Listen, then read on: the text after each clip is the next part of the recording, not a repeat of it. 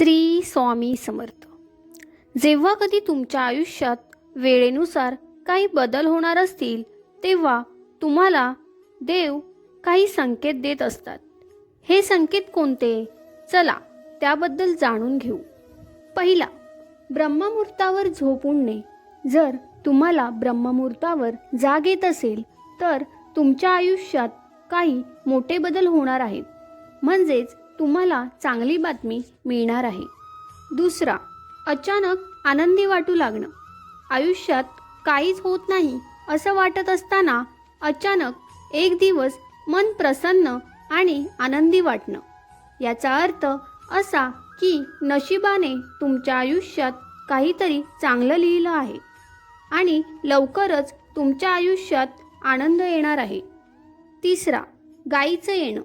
जर तुम्ही जेवताना गाय आली किंवा गायीच्या हंबरण्याचा आवाज ऐकू आला तर हे शुभ संकेत आहेत. शिवाय पक्ष्यांचा आवाज देखील शुभ संकेत आहेत. चौथा, घरात लहान बाळ असणं.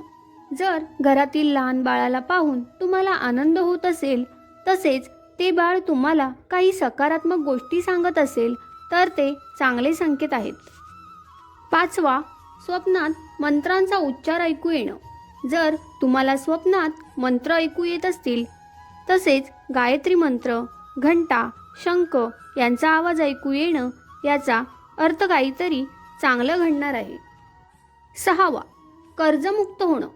कर्जमुक्त झाल्यावर मनात जे सकारात्मक विचार आणि भावना येतात ते तुम्हाला चांगल्या गोष्टीसाठी प्रोत्साहन करतात, ज्याचा अर्थ असाच होतो की आयुष्यात काहीतरी चांगलं होणार आहे.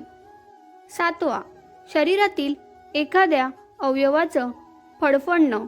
पुरुषांमध्ये डावा डोळा फडकणं शुभ मानलं जातं, तर याच्या विरुद्ध महिलांचा उजवा डोळा फडकणं शुभ मानलं जातं.